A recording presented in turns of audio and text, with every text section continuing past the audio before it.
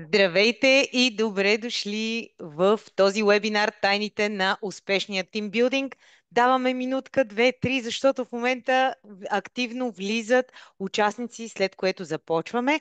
Аз съм Бойка, много ми е приятно и ви благодаря, че това време сте го отделили, за да обсъдим тази така готина, свежа и приятна тема.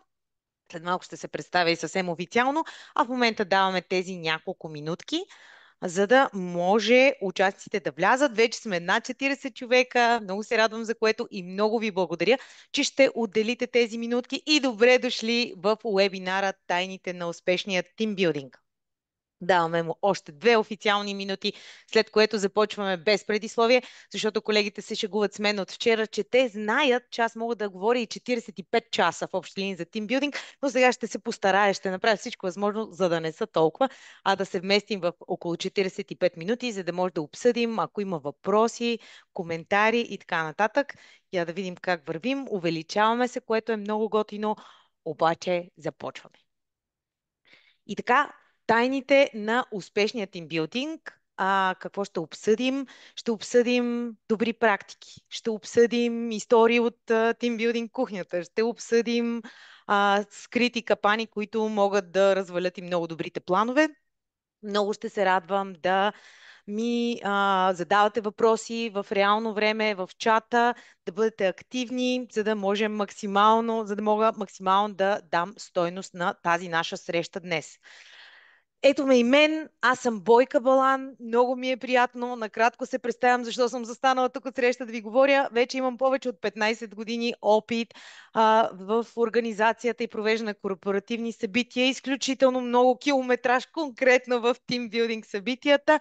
Имам вече над 1000 проведени събития за екипи от 10 до 1000 човека и като водещ, и като организатор, в общи линии от всички събитийни страни съм била, работила съм с над 650 компании и български, и и чуждестранни, което ми е дало много. Първо съм се запознала с много готини хора. Второ съм стимулирала много така тези готини хора да правят понякога необичайни активности и да видя всъщност какви интересни цели заедно можем да постигнем.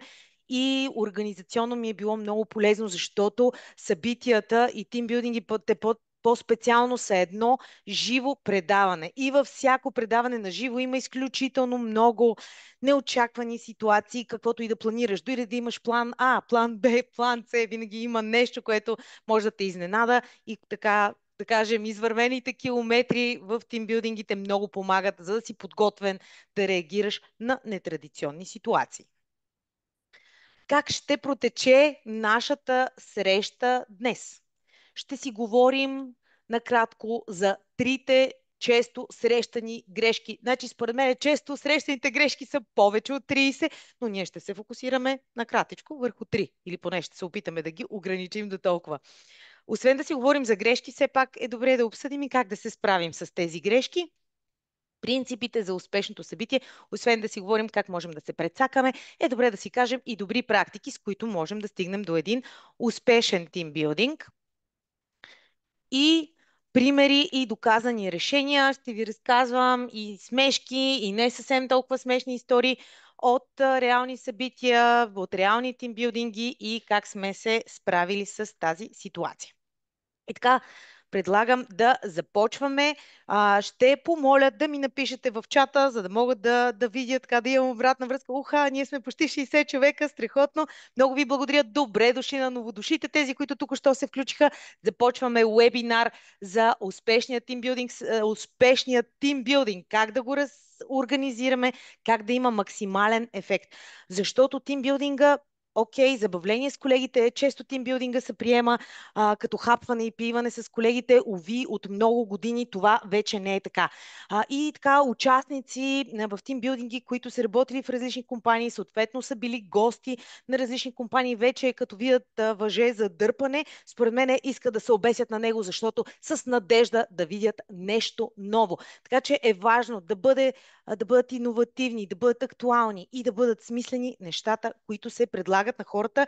Някои от тях наистина са били на много събития, някои от тях са били и на събития в чужбина, така че аудиторията от среща, аудиторията от участници става все по-взискателна И аз много се радвам и много ви благодаря, че отделяте това време. Не се колебайте да се включвате в чата. И преди да започнем с тези три често срещани грешки, ще помоля моят колега Найден да зареди един въпрос. Ето тук, за да видим всъщност аудиторията, хората, които сте се включили, колко често и дали и колко често организирате тимбилдинг. Найден, моля да видим въпроса. Значи тук виждате, имате различни опции, веднъж годишно, което е честа практика, два пъти годишно, повече от два пъти или все още не сме правили тимбилдинг, може пък да ви предстои. Затова сте тук и ви е интересно да се запознаете с тематиката, да разберете възможно най-много. Цъкнете, моля, на въпросчето преди вас, за да видим кой е тук и да видим, ще е интересно, ще ви споделяме и резултатите. Това са интересни статистики, които може да са полезни и за участниците в този вебинар. Имате още буквално секунди за гласуване, след което започваме с тези три често срещани грешки. Найден, когато си готов, моля те да Аз ни обаче мисля, че споделиш съм готов. резултатите. Добре, Да. стреляй. Ето резултатите. Я да видим сега резултатите. Добре. Значи, повече от почти половината участници тук в вебинара правят тимбилдинг веднъж в годината.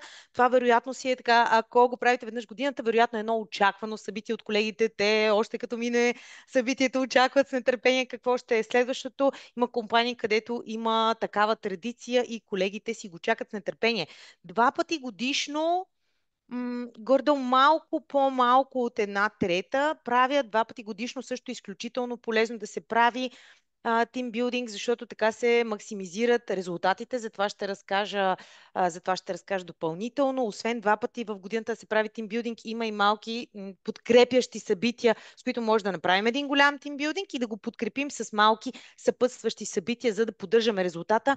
Както се казва, веднъж в годината, колкото и хубаво да се изкъпем, не е достатъчно. Веднъж в годината душа, същото е и с тимбилдинга, т.е. веднъж да направим тимбилдинг е страхотно. Просто е какво още ще направим, за да поддържаме нивото на екипността.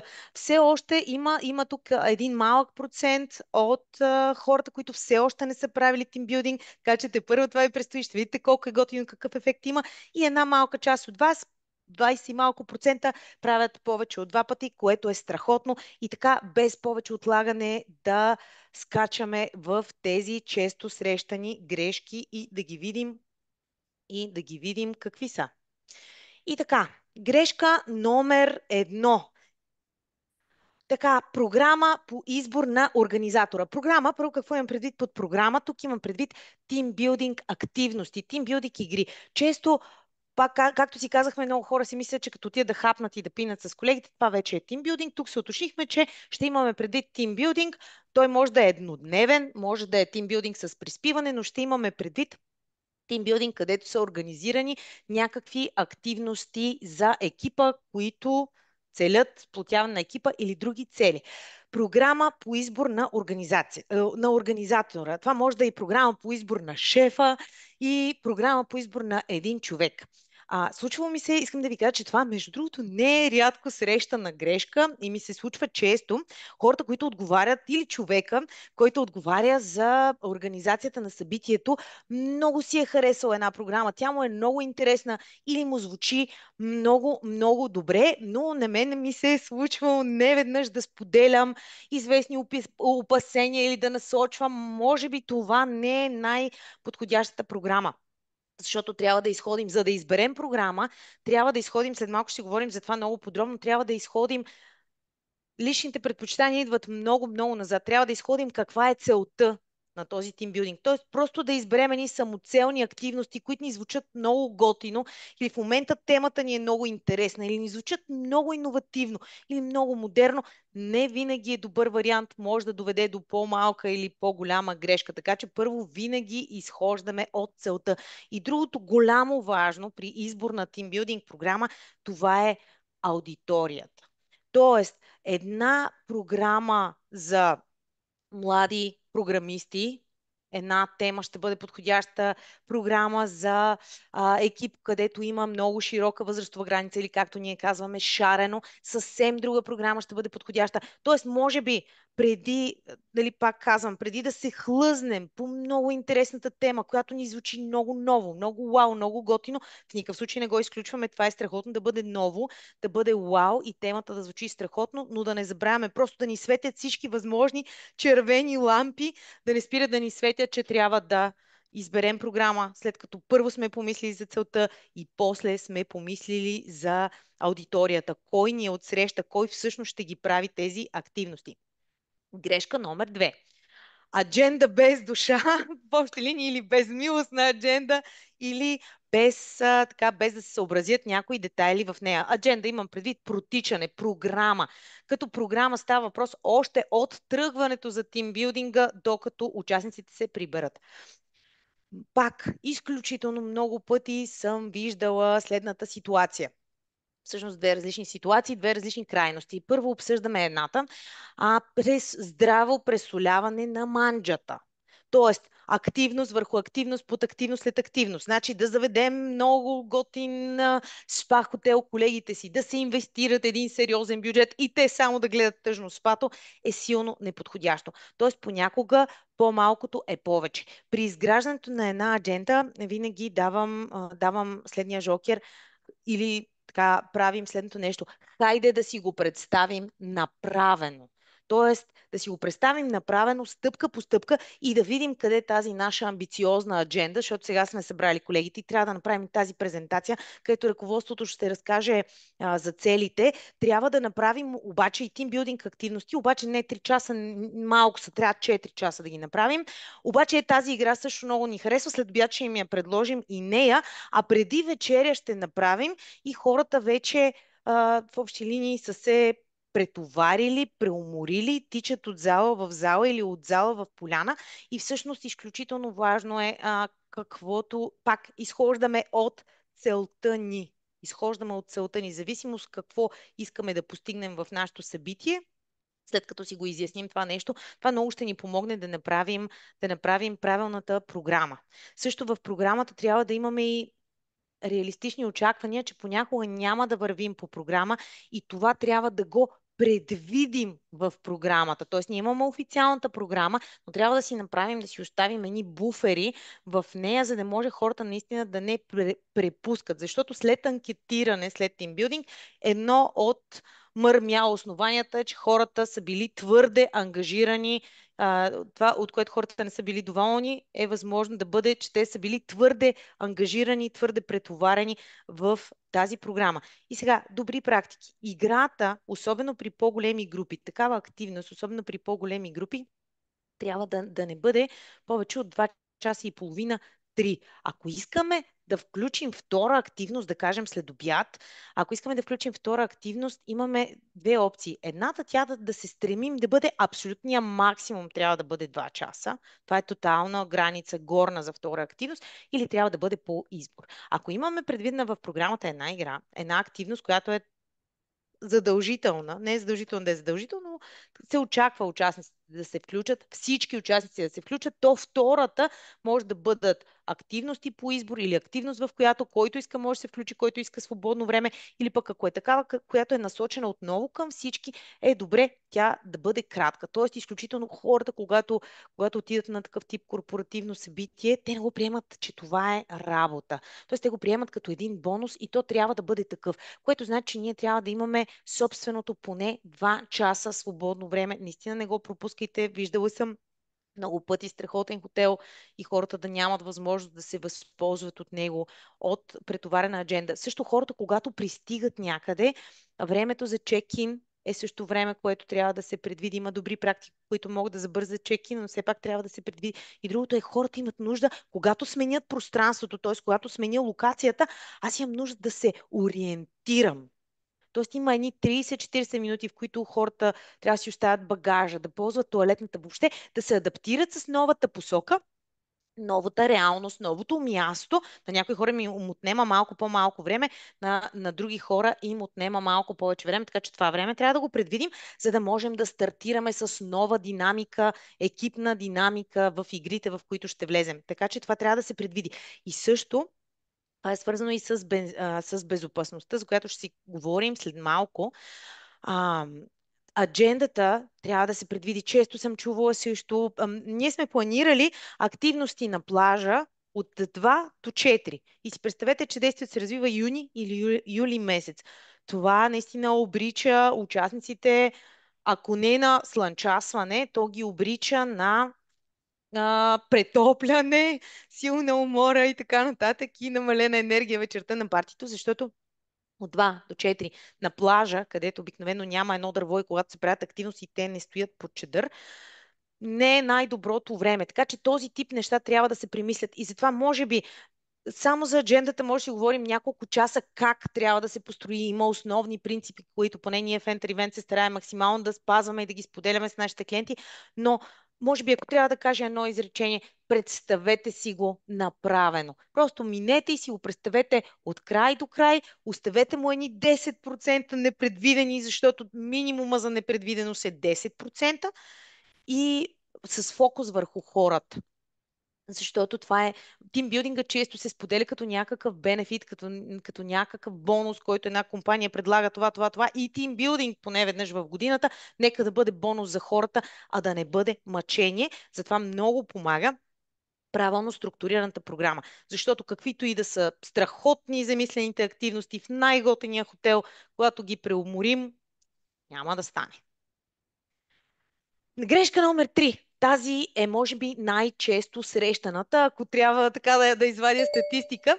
Аджендата не е стратегия. Тоест, искам да кажа, надеждата не е стратегия. Често чувам, че сме поръчали хубаво време. Страхотно е да сме настроени положително. Само, че с така положителната настройка за хубаво време и за разни други условности, които не винаги зависят от нас, е много важно да имаме план Б. Какво значи това? Да кажем, ако сме планирали да, давам пример с една наша програма, ако сме планирани да правим салове, една игра, която се казва Water Race, където строим салове и после се състезаваме с тях, очевидно това няма как да го направим в конферентната зала и в басейна на хотела.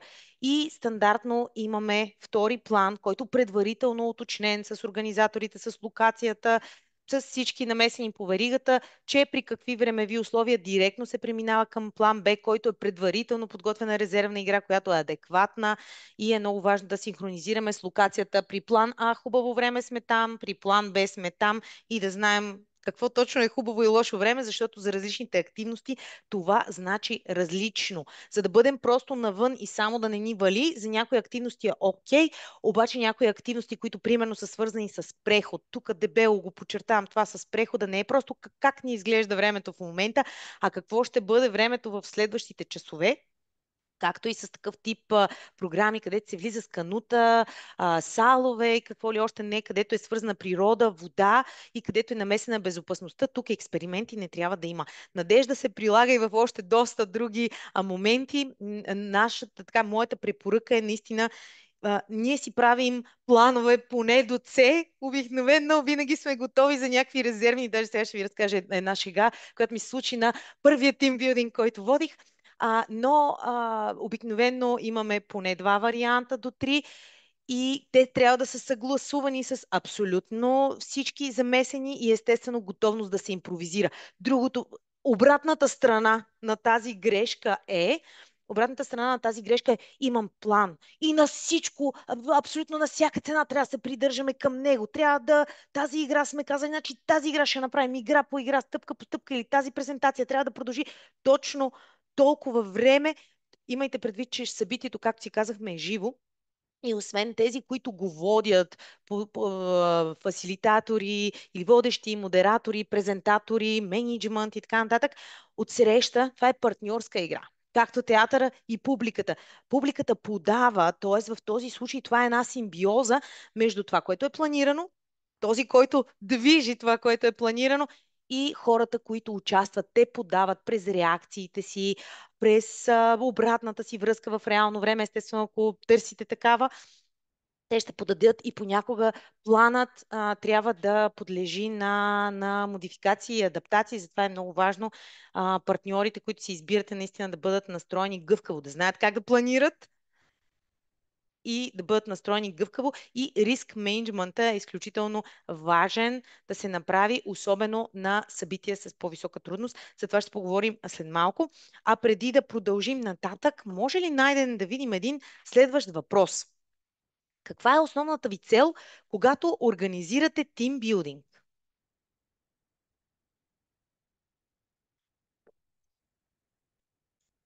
Имаме няколко секунди.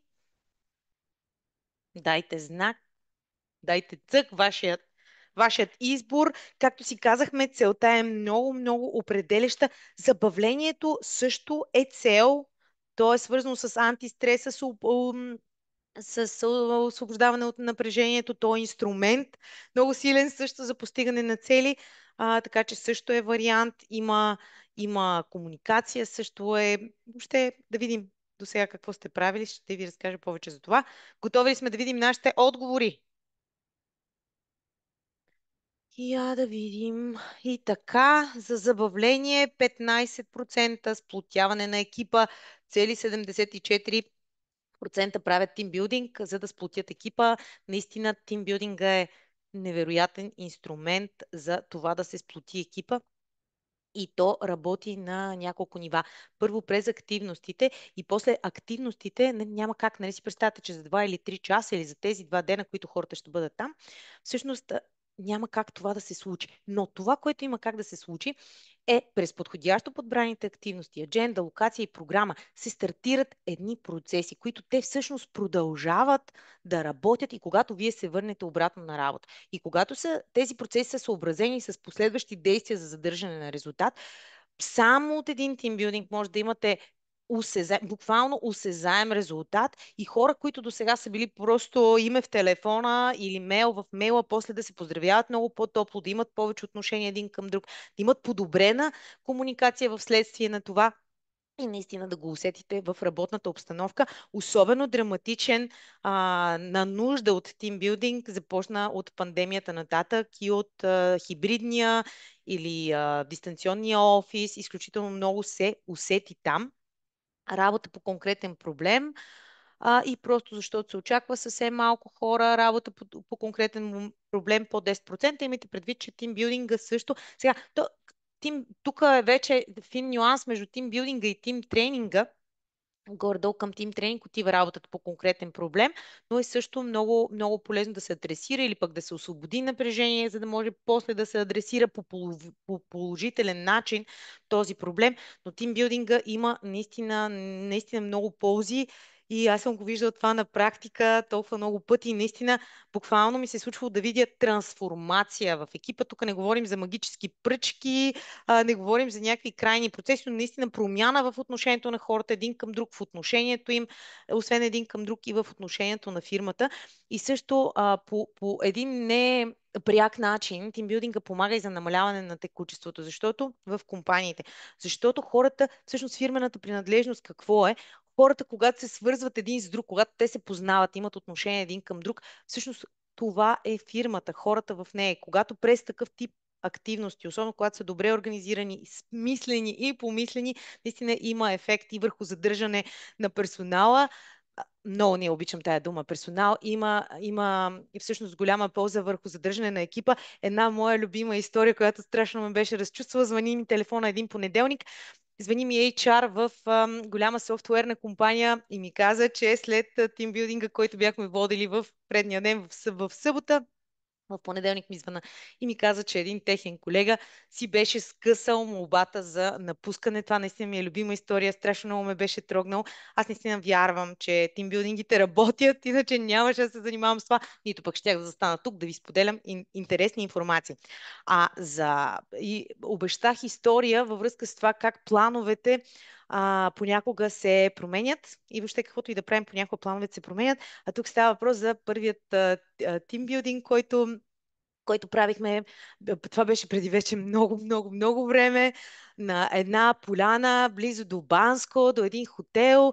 Всичко бяхме подготвили терена, озвучаване и така нататък. И вече тръпнем, вълнуваме се, ще дойде група от 80 човека и ние тръпнем как точно ще протече това, което сме планирали. Буквално подредили сме водичките последни минути преди да дойдат хората. Изведнъж, вместо да дойдат хората, се изсипа група от около 30 крави.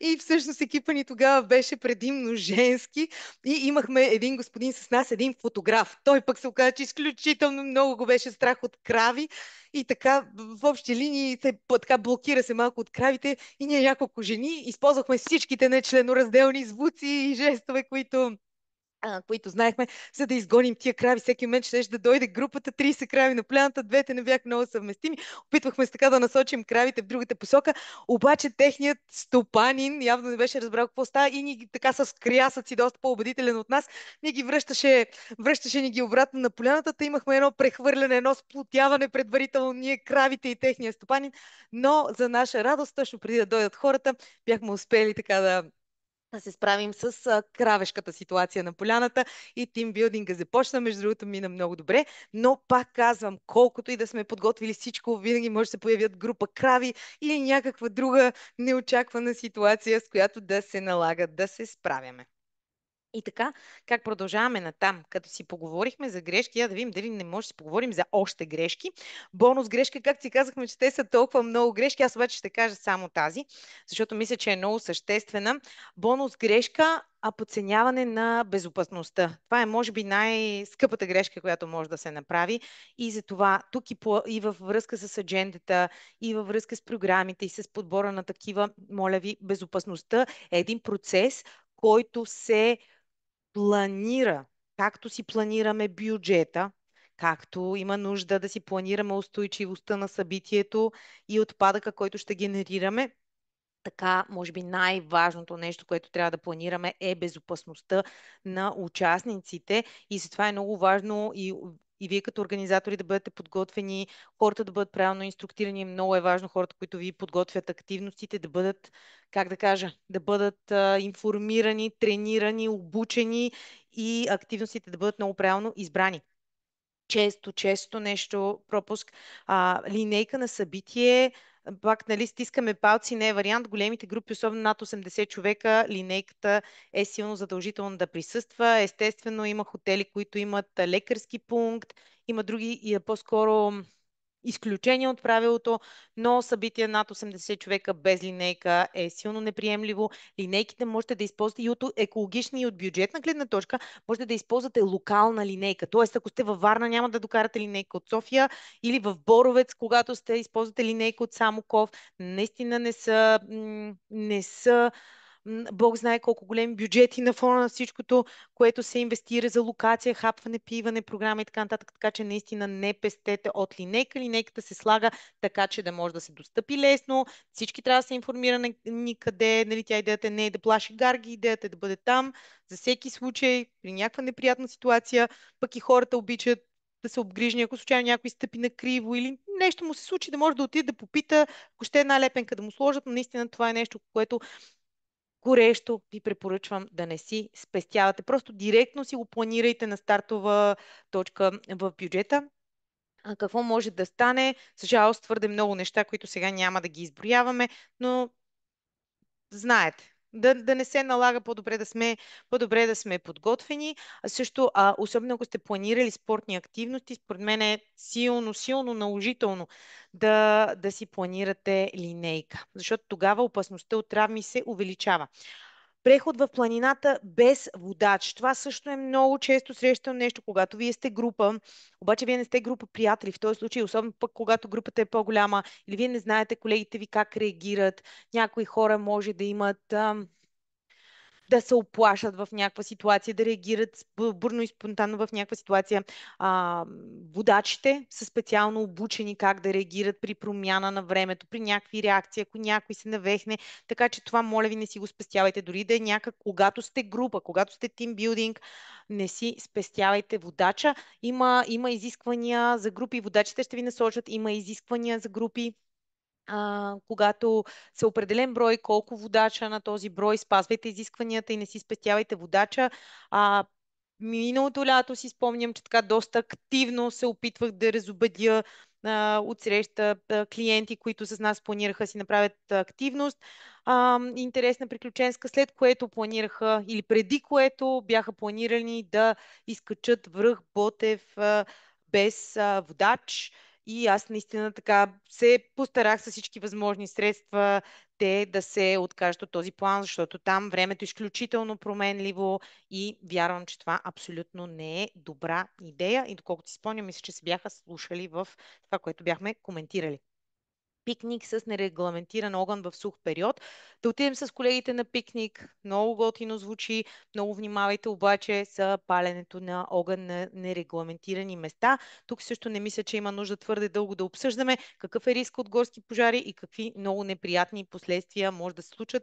Нали, с ние ще внимаваме. Не е вариант да бъдем добрия пример, да бъдем устойчивото звено в веригата, където да отидем, нека да оставяме средата по-добра от тази, която сме намерили, а не да рискуваме наистина нещо, което може да не можем да го спрем после. Така че безопасността не разваля събитията, тя го гарантира, особено при по-сериозни събития. Ние понякога работим с събития с много големи групи, там има много сериозни планове за безопасност, които се правят, както и риск менеджмент на събитията. Не го подценявайте това.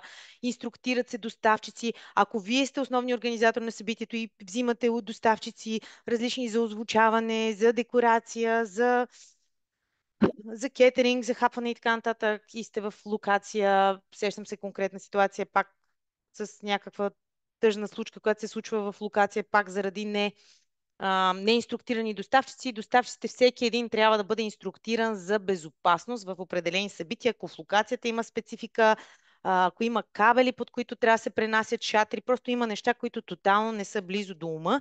Но пак представете си го направено, където не е ясно, питайте съответните специалисти, наистина по безопасността, силно желателно да не се. Тук е може би нещото, в което да не импровизирате, във всичко друго може. И така, преди да продължим натам, Найден, дай ни още един въпрос. Кое ви е най-предизвикателното при организация на събития в екипа? Не в екипа, за екипа, в екипа, така.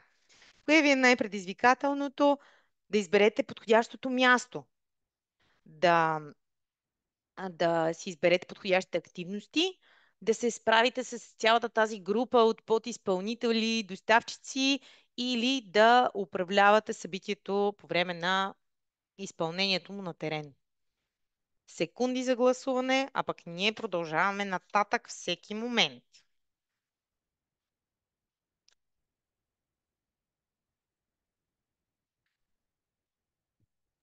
Готови ли сме с резултатите? Найден, да видим. Мъничко, мъничко само да изчакам, Добре. че гласуват хората. Вие сте на ход, гласувайте, давайте. Нямаме поленца всички изброени. Аз съм сигурна, че всяка една от тези са предизвикателни моменти. Може да сте имали предизвикателства с всяка една от тях, но изберете една за ушите и действайте. Окей, ето ги резултатите. Имаме ли ги? И така, много интересни резултати. Да видим избора на място. Почти една трета. Избор най-много. Така, победителят в затрудняването ви по време на организацията на тимбилдинг е подбора и избора на подходящи активности. Чудесно, тук ще акцентираме малко повече в такъв случай, за да може да даваме максимална стойност. Подсещам, че ако имате конкретни въпроси, не се колебайте да ги пуснете в чата, за да мога да ви отговарям в реално време, стига да е в моите компетенции. Комуникация с подизпълнителите и доставчиците по-скоро не ви притеснява и управление на събитията на терен притеснява една десета, то си притеснително и това. А ние продължаваме натам с логистиката и локацията. Много бързо ще препуснем през нея, обаче ще си кажем няколко детайла. Аз съм сигурен, че абсолютно всеки един от вас може съвсем успешно да си поиска оферта в хотел за тимбилдинг, обаче има няколко тънкости, които много ми се иска да ви кажа, за да може да ви спестя неприятни преживявания и да може да получите пък най-добрата оферта и най-добрата цена. Преди това да кажа, че тимбилдингите не е задължително да бъдат с преспиване. Всъщност много компании се спират на еднодневен тимбилдинг. Това е също един страхотен вариант, който го разглеждаме много бързо. Тръгва се, да кажем, ако сте базирани в София, но където и да сте базирани, схемата е същата.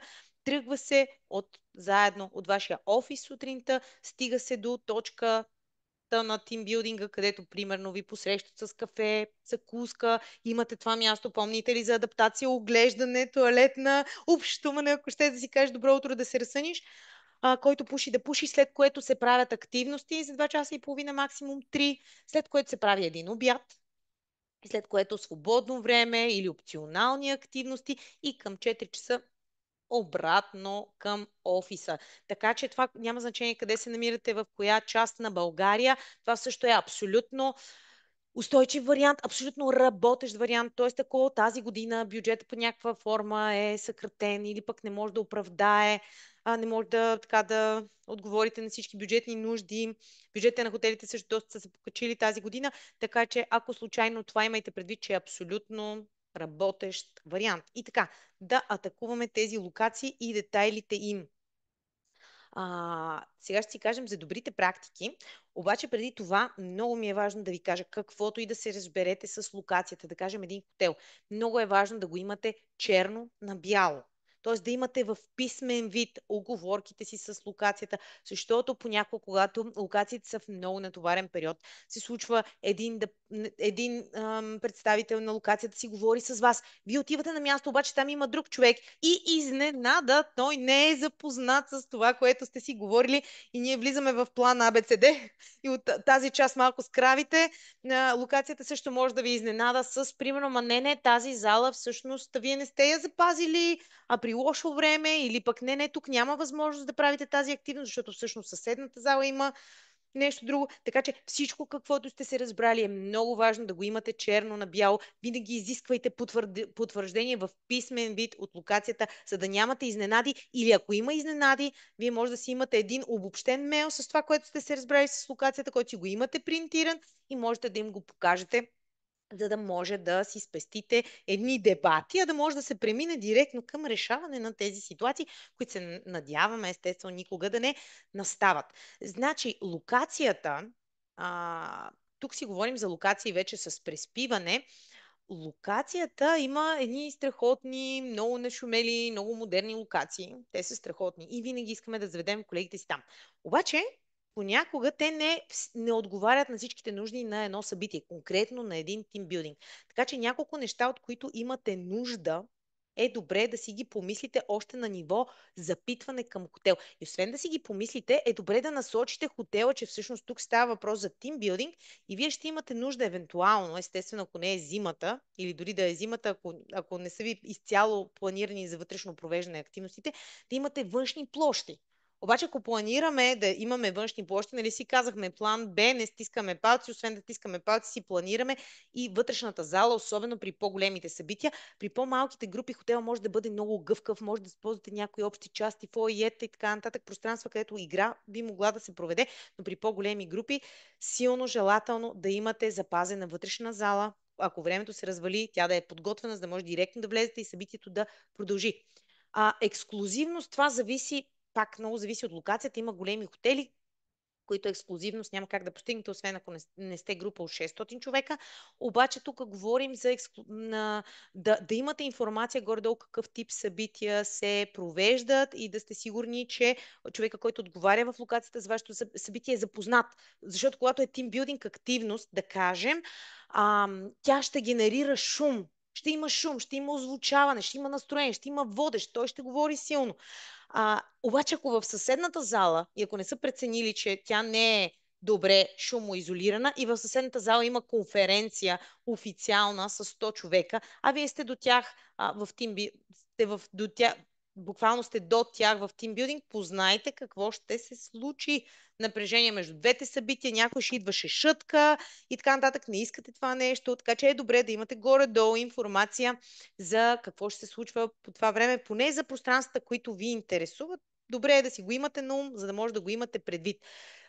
Недобрите практики са да им ги кажете тези неща на много късен етап, когато да им ги кажете тези неща на много късен етап, когато вече залите са разпределени, събитията са записани, вие сте си букнати, вие сте си букнали места, капърло е платено и тогава да се сетите, че имате нужда от определен вид зали, от определен вид пространства или от определен вид. Примерно искате партито да бъдете самостоятелни. Вечерта искате да бъдете самостоятелни, защото искате да имате вечерно парти или пък искате да имате прожектиране на кадрите от деня. Не е добра практика и да им ги кажете по-късно при свършен факт, защото тогава вече под често няма и се правят много компромиси. Колкото повече информация им дадете на влизане, още на ниво запитване, толкова повече резултат. Също колкото повече им подадете компоненти, че ще имате нужда от такава зала, такъв терен, кафе пауза, примерно ще ползвате и нощния бар, тогава можете да получите и по-добри пакетни цени. Т.е. колкото повече услуги заявите още на ниво едно, на стартовото ниво на запитването, толкова по-добри условия ще получите от самия хотел. Това как се получава? Звучи много просто. Естествено, че като ще им пусне запитване за тимбилдинг, ще им кажа за тимбилдинг. Аз тук съм го написала не случайно, защото понякога в големите фирми, в екип, да кажем в HR или в административен екип, получава задачата за тимбилдинг и понякога тя се разпръсква. Един отговаря за програмата, друг отговаря за локацията, трети отговаря за нещо, трето транспорта, четвърти отговаря за изхранването. И какво се получава всъщност, тъй като това не е име на хората, обичайната задача, липсва една координация между тези звена и после има едно предизвикателство на различни нива на събитието. Така че координация между различните звена, ако това се случва вътрешно в компанията и подаване на максимална информация на всеки замесен доставчик. Това е интересно. Между другото, не знам дали сте се сблъсквали. Още една важна информация в хотела е, те ви казват, че има двойни стаи. И те ги имат тези двойни стаи, обаче много полезна информация е да се попита колко от тези двойни стаи всъщност са спални. Тоест, вас не ви интересува колко са спални, вас ви интересува колко от тези двойни стаи са реално с легла, които могат да се разделят. Защото много често хотелите са малко по-насочени към семейства и всъщност те имат спалня. И двама колеги, особено от мъжки пол, преживяват една неприятна изненада, особено когато не са предупредени, отиват в стаята, се настаняват и о, вау! Там е спалня. Чувал съм такива разкази. Така че, има и още второ ниво на изненада, което можете да погодите на вашите колеги. Отиват, там е спалня и завивката е една. Значи в общи линии това е върха на погаждането, което може да им направите. Така че когато запитвате за двойни стаи, запитайте колко от тези двойни стаи леглата се разделят. И е много важно, ако случайно се случи ситуацията с спалнята, е много важно предварително да изкомуникира на хората, които се очаква да спят в спални, защото понякога това не е такъв проблем. Не е най-добрата практика, не е такъв проблем. Трябва да е предварително изкомуникирано, трябва да са предупредени, т.е. да не е изненада и да имате потвърждение от хотела, че си има индивидуални завивки. Това звучи странно, ако не сте се сблъсквали, но повярвайте ми, тук ви разказвам истории на различни клиенти, които са се сблъсквали с техни неприятни ситуации. На уточняване на отделна сметка, един детайл, но може да бъде много съществен. Понякога фирмата оставя отворена сметка. Има две сериозни грешки. Тоест, вие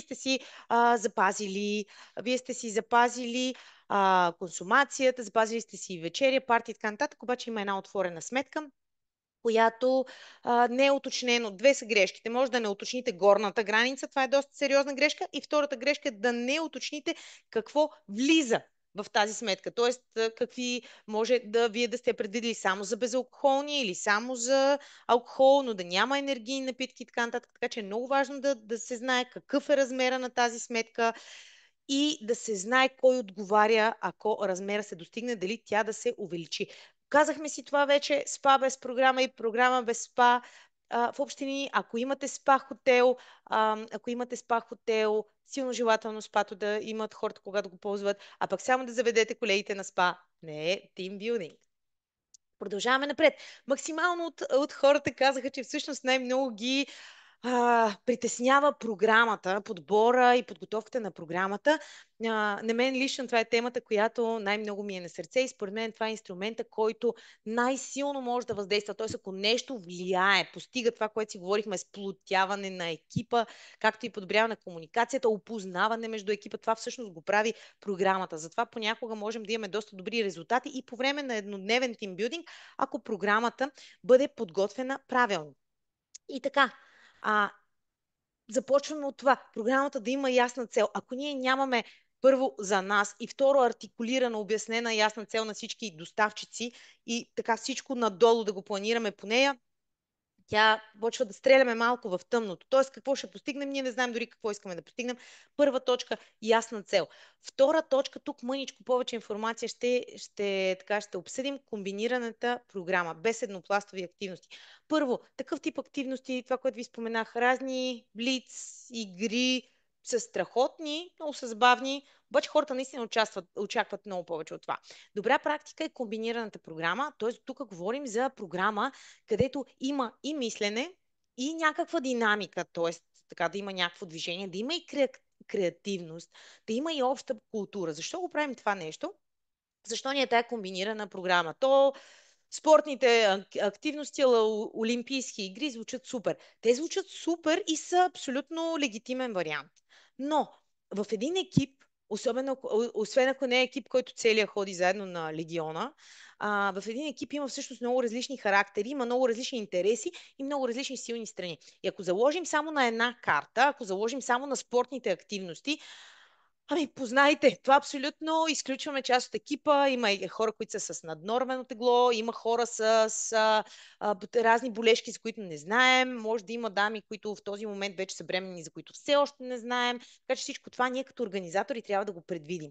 И освен това, не всички харесваме едно и също нещо. Ние сме и екип от 10 човека, да сме пък да не говорим екип от няколко стотин. Гарантирано ще имаме различни интереси. За едни хора най-готиното интересно нещо ще бъдат тип Escape, за гадките, другите ще обичат да тичат насам натам да правят дивоти, третите са по-артистични, имат нужда от изява, четвъртите са по-креативни. Така че ние, ако искаме да направим нещо смислено и да играем на сигурно, така играем на сигурно, когато се подготви комбинирана програма, в която за да се постигне екипната цел, има комбинация от мислене, движение, разпределяне на така вътре на задачи, има обща култура, има изява. Ние по този начин ние ще адресираме основните стълбове на забавлението и всъщност какво става? Ще имаме над 95% удовлетвореност. Ние сме мерили неведнъж и особено след тези комбинирани програми сме така съвсем често се постига този резултат от удовлетвореност. Аз съм си правила личен експеримент, особено големи групи, където е предложен такъв тип комбинирана програма, съм ходила и лично съм питала извън тези анкети, какво най-много ти хареса. И така съм питала на различни места в групата да видя. И най-интересното беше, че получих различни отговори. Това не веднъж съм си правила този експеримент. Тоест, всъщност, едни хора ми казаха, че едно им е харесало, други второ, трети трето, четвърти четвърто. И затова ние така, като се бяхме подготвили по този комбиниран начин, хората си влизат с силните страни, което значи те се отпускат, се почват така, се чувстват се уверени, започват много повече да се раздават, а не се чувстват в тежест в отбора и да се чувстват, че не се справят, да се чуят как да скатаят или да отидат към спато съвсем случайно да се окажат там. Така че всъщност хората обичат да се справят, те обичат да допринасят и понякога, имайте предвид, че в тимбилдинга много често го има аз да не взема да се изложа. Така, в общини тази спирачка е много честа, така че когато ние заложим силните страни на повече групи хора, си гарантираме, че всеки ще си намери нещо за себе си, ще бъде доволен и това много ще ни помогне за целта да бъде постигната. И повечето от вас, всъщност тук около 60-70% бяхте написали, че всъщност екипността е нещото, което имате нужда в тимбилдинг. А как работим за тази екипност, когато имаме комбинирана програма и когато всеки работи със силната си страна, т.е. тези, които са по-динамични, ще направят задачите, които са свързани с движение, тези, които предпочитат да мислят, ще решат загадките в програмата и през това разпределяне през силните страни, ние всъщност виждаме къде са явните и скритите силни страни на колегите и виждаме как работим в екип за постигане на цел. И много често по този начин хората правят препратка с работна среда и си дават сметка за това, че всъщност заедно могат да постигнат повече, отколкото всеки да си дърпа към собственото си. Така че тези, особено когато бъдат правилно артикулирани, т.е. когато е изяснена целта, че работим за сплотяване, това е нещо, което може и да се фасилитира, т.е. да се обясни защо тази програма е подбрана или след това да се направи рефлексия. Има страхотни инструменти, които работят просто чудесно. Иновативна и актуална. Иновативна програма, какво значи? Хората След пандемията, така в началото, първият фокус беше да се видят, да имат тимбилдинг, да имат време заедно. Сега скоро обаче вече влязохме пак имаме нужда от нещо ново. Така че има програми като цяло на по-високо ниво. Има много лесни, смешни, забавни неща, които се продължават да се ползват, но моята препоръка е да ползвате сюжетни програми, т.е. програми, където има мисъл, програми, където се развиват умения, програми, където това, което си говорихме за комбинираното, много се подписвам под него, абсолютно работи. Програми с някакъв технологичен елемент. Също развиването на уменията можете да го превърнете в тимбилдинг програма. Да, технологичният момент в момента е много актуален, т.е. да има някакъв вау ефект. Така че има програми, които се водят вече следващо ниво и това са те. Тези неща, когато са помислени, когато още от началото историята те увлича, всичко е сюжетно издържано и реквизита и поднасянето и всичко това е под тази цел. Наистина, запознавайте се така с новите варианти, с Escape, всичко, което е свързано с загадки, но както си казахме, не само загадки, също е от няколко години така много добре се приема, хората много добре реагират. Така че наистина е много важно да има общ сюжет, мисъл и да бъде издържано и стилно изпълнено. И пак има програми, където ако искаме да наблегнем примерно на комуникацията, ако имаме проблеми в комуникацията в екипа, ще кажете, че това няма как в тимбилдинг. Да, няма как да го оправим за 3 часа, но можем да направим препратки, можем да го адресираме по забавен начин и после чрез рефлексия, всъщност, дори с тези 3 часа може да се направи стъпка в правилната посока. Персонализирана. Много любимо. Също ние в Enter Event много вярваме в него, че една игра за тази и за тази компания няма как да се работи по един и същи начин. И пак изхождаме от целта, кой ни отсреща, какво искаме да постигнем, какво сте правили вие преди това, какви хора всъщност се отсреща и тогава се взима една игра, един сюжет, един сценарий, но той не бива да е повече от матрица. Всъщност той не бива да е повече от една структура, от една рамка и тя се напълни да й се даде душа, да й се даде съдържание, което трябва да се обвърже с ценностите на компанията, трябва да се знае кое е важното на компанията за тази година. Може пък и да не се обвързва толкова корпоративно, но просто тази цялата информация, ако не се вземе предвид, остава един просто кух сценарий. Ако се извървят тези допълнителни крачки, са всъщност момента, когато хората им казва буквално аха момента, в който те чувстват, че това е направено за тях, че това е помислено, че това има смисъл, че тези часове, освен че са много забавни, нали, са прекарани и така, имат допълнителна полза от нея. И като казах много забавни, е много важно да ви кажа, че забавлението е един невероятен инструмент. Забавлението и емоциите са всъщност изключително силни инструменти за постигане на цели. Така че за мен една правилна програма трябва да бъде изключително забавна и да отговаря на всичко това, което го виждате тук отпред. За аджендата си казахме всъщност подробно да уважим. Много важно, ако сте имали парти вечерта, значи сесии, workshop и някакви задълбочени дейности в 9 не, най-късно в 10. Така и да не го правим напук на колегите. Те ще станат, ама мисловно, духовно и почти физически няма да са там, ще гледат лошо през слънчевите очила. Този филм сме го гледали. Не го правете така. След 10 часа. Време за почивка. Освен за почивка и за хапване, окей, имайте предвид, че има много интроверти, които може да не ви изглеждат явни интроверти, но има хора, които така се изморяват от общуването с много хора и наистина имат нужда малко от време за необщуване, така че свободното време е важно да се предвиди в аджендата. Паузите за хранене са ясни и, както си казахме, да не пресоляваме манджата, за да не е чек-лист за отмятане, а едно готино преживяване, изпълнено с смисъл. Не на последно място е да си подберете правилния партньор, този партньор, който може да ви бъде цялостен организатор на всичко това, което си говорихме, или пък може да ви проведе активностите. Извадили сме няколко добри практики, как според нас може да си изберете правилния партньор. Аз ще ви споделя само най-важните за мен. Според мен опита трябва да е над 5 години, защото за 5 години само в общини леко си се ориентирал какво става, така че опита според мен, особено ако имате по-сериозни, с по-висока сложност на изпълнение събития, трябва да е над 5 години.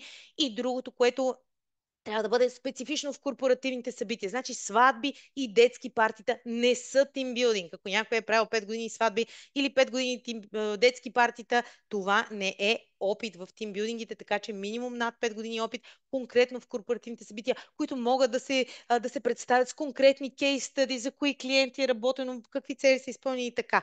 Значи, според мен също трябва добър съмишленик в това би бил човек, фирма, компания, която работи креативно, т.е. не само да се предлагат готови решения, а това, което си говорихме. Това готово решение работи ли за вас и как може това готово решение да работи за вас? Ако няма такова готово решение, да може да се измисли такова, т.е. да се адаптира, за да можете да имате смисъл, защото наистина програмата ви е сърцето на тимбилдинга. Ако тя е смислена, ако тя е готино изпълнена, това наистина ще обърне така палачинката от правилната страна, да има необходимата експертиза за резултати, особено ако търсите по-сериозни резултати, е важно компанията да има експертиза, не просто да е правила забавни събития, а събития, които постигат резултати, примерно интеграция, дали било на ценности, да запознава компании с ценности. Това, което си говорихме с подобряване на комуникацията, програми за ангажиране са само плюс, т.е. компания, която има опит в постигане на малко по-сериозни резултати, този опит той се транслира дори и в по-леките активности, те винаги се превръщат полезни и според мен не на последно място това трябва да бъде един партньор, на който го е грижа за вас, за вашето събитие, който ври и кипи с вас и не случайно тази работа е партньорска, т.е. това е информацията, която вие ще подадете с хората, които ще го изпълнят от среща, да имат ентусиазъм, да имат желание и по време на организационния процес и на терен. В общи линии да врят, да кипят, да ги интересува, да искат да направят най-доброто за вас, защото ако те нямат ентусиазъм още на ниво организация или на също провеждането, силно вероятно, че ще бъде така по-спокойно. А пък ние, за да може да задвижим една група от 100, 200 или няма значение колко човека, важното е и водещите да бъдат наистина с желание там и с ентусиазъм. Това си личи от километри. Едни отекчени водещи, които не знаят защо са там, едни водещи, които отиват и в общи линии още на петата минута хората са се заредили и заразили от тяхната емоция. А, така, фасилитаторите, които изпълняват събитията, ако да кажем, вие сте направили програма и сте си намерили фасилитатори, които и да изпълнят, това не е съвсем вариант, който аз лично препоръчвам, но да кажем, че е така. Или си избирате агенция, която да работи. Много е важно да наистина просто да се кефят на това, което правят, да им е готино. Устойчивост. Устойчивостта изключително важна. Като бонус от това събитие, освен че ще ви изпратим запис от него, ще ви изпратим запис от предишния вебинар, който правихме, седемте тенденции за организация на събития през 2025 година и първата тенденция там е за устойчиво организиране на събития. Там на дълго и на широко и на много конкретно давам практики как може да намалите всъщност вашият отпечатък от вашето събитие и какви въпроси да си зададете, какви въпроси да зададете на ниво локация, още преди да я изберете, да видите дали това е вашият подходящ партньор, било то партньор или локация. Устойчивостта на събитията вече се планира. Тя се планира както бюджета и както безопасността. И това се започва от ден едно да се планира, а не накрая къде ще рециклираме тия, и тия отпадъци трябваше да ги рециклираме. Тогава този матч вече е свирен, защото имайте предвид, че на много места всъщност локациите, вие може да ги съберете разделно, те могат да ги приберат и да ги изхвърлят в общият контейнер. Така че това е нещо, което се следи, планира прецизно, проверява и пак се работи с подходящите доставчици. И безопасността, както си казахме, е основен приоритет. Сега, тъй като времето доста напредна, ще ви помоля да ми напишете да в чата, ако това представене ви е било полезно и интересно. Ще ми е изключително полезно да видя някаква обратна връзка в реално време и съм на разположение за вашите въпроси. Ако имате конкретни такива, нека да ги видим в чата, за да мога веднага да ви отговоря. А междувременно подсещам, че агенция Enter Event е на ваше разположение за организиране, цялостна организация или пък провеждане на програмата. И след този вебинар по мейл ще получите от нас запис на тази програма, плюс запис на миналото събитие, седемте устойчиви тенденции с фокус. Наистина погледнете, то ще отнеме горе-долу 15 на минутки. Доста подробно говорим за подробно говорим за устойчивостта и нещо друго, за което много говорим, е геймификацията. Тоест как може да постигаме цели не само в игрова среда с техниките от игрите. Ето тук, супер, има страхотни коментари, много благодаря за които. Да, супер беше, много интересно, супер благодаря. Страхотни сте, абсолютно съм на разположение за въпроси, така че ако имате такива, дайте ги в чата. Междувременно ще помоля на моите колеги да ви пуснат едно много сладко клипче, много кратко, в което споделяме, всъщност наши участници в тимбилдинг ги споделят какви сме ги свършили заедно. Так му така малко да ви заредим с настроение. Аз продължавам да гледам чата, така че ако дойдат въпроси, имам готовност веднага да им отговоря. Явор, да си спрали шера, за да можеш ти да пуснеш. Ето Да, така, сега ще пусна. спирам.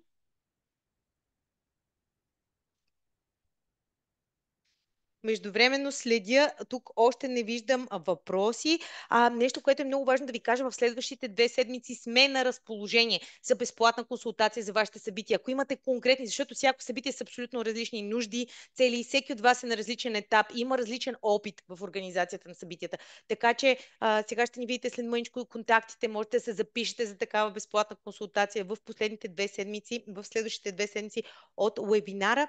И също имайте предвид, че една грешка, която забравих да спомена, е анализис, парализис, ако мога така да кажа, в разглеждане на оферти, различни локации, различни доставчици за провеждане на игри, всъщност се изяжда времето за комуникация, ако разглеждането е твърде дълго. Не забравяйте, че тези хора после имат една много важна работа да свършат, така че оставете им време за подготовка на събитието. Не инвестирайте цялото време в месеци разглеждане на оферти. Имайте предвид, че в момента сезона вече започва изключително много да се натоварва. Май месец, юни, част от юли започват дати да се затварят, така че изглежда след много време, ама не, защото това е много горещ момент за тимбилдинги. Явор, когато си готов. Ето тук, така, идеи, какви активности можете да ни предложите. Боянка пита какви активности можете да ни предложите. Боянка, имаме над 40 авторски програми. Това са само тимбилдингите. Отделно имаме тим тренинги, които развиват различни умения. Отделно имаме игри в офиса. Отделно имаме комбинации, системи, върху които работим. Така че ще може да ви потърсим след събитието и пак, отговаряйки на тези бързи 4-5 въпроса, да предложим нещо подходящо и смислено за вашия екип, така че ще се радвам да го обсъдим, за да мога да бъда малко по-конкретна, че иначе още един поне вебинар ще ни трябва да ви разкажа какви са различни, но в общи линии отговарят на изискванията, които си говорихме тук за програми, всичките им програми отговарят на тях. Ето тук Боянка благодари. Аз Как съм правите? готов, когато Добре, кажеш, пускам. Бойка. Заповядай. Ти си.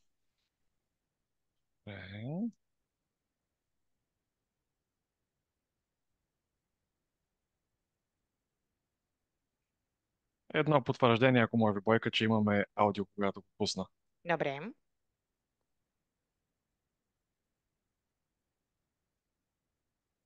Благодарим много на Enter Event за невероятните емоции, които ни предоставиха днес.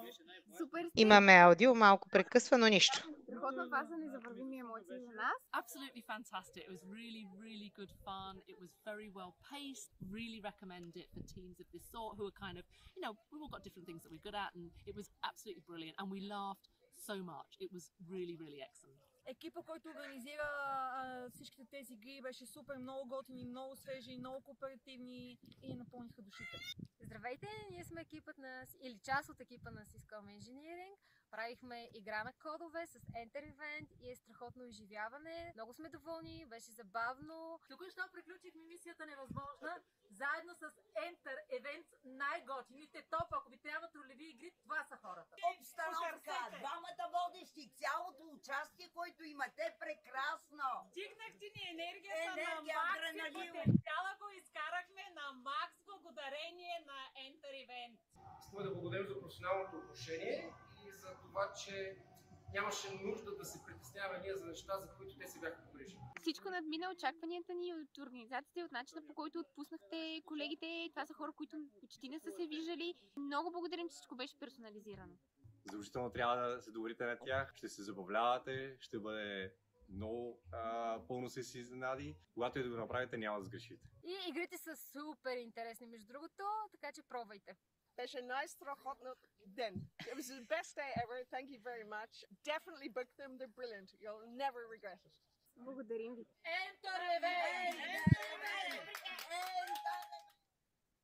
Супер, благодаря много, Явор. Виждате какви готини сладури.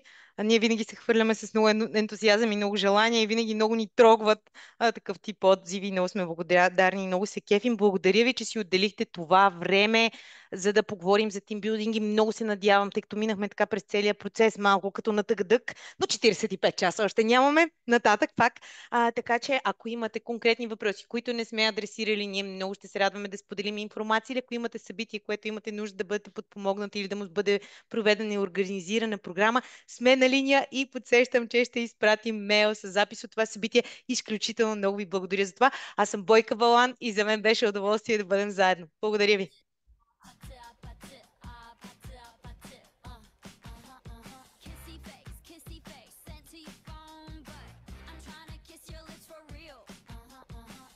Благодарим на всички, които останаха с нас до края на днешния вебинар. Абсолютно.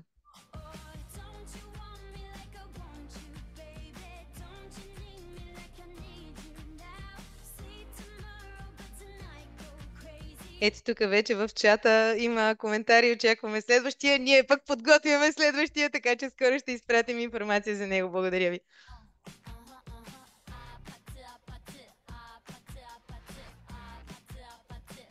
Как се шегувах вчера, аз отворих вече кутията на Webinar Andorra, така че тук няма спирачки.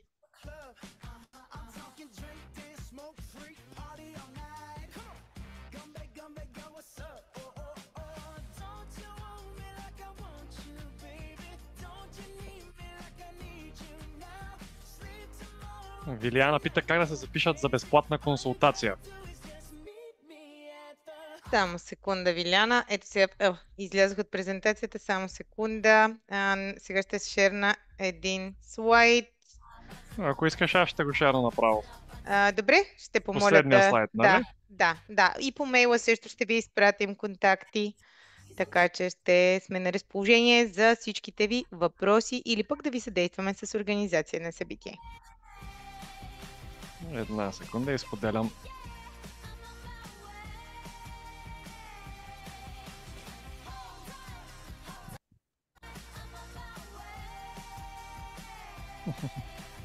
Изподеляме този черен екран. Ето го. Ето това са контакти, на които може да се свържете с нас за безплатната консултация. Ето това е една много малка част от готиния ни екип. Ние на терен сме повече от 50 човека, страхотни сладури, много от тях са професионални актьори, много от тях имат страшно много опит вече в партията, тимбилдинги и всякакви други водене на събития, така че вярвам, че ще останете доволни.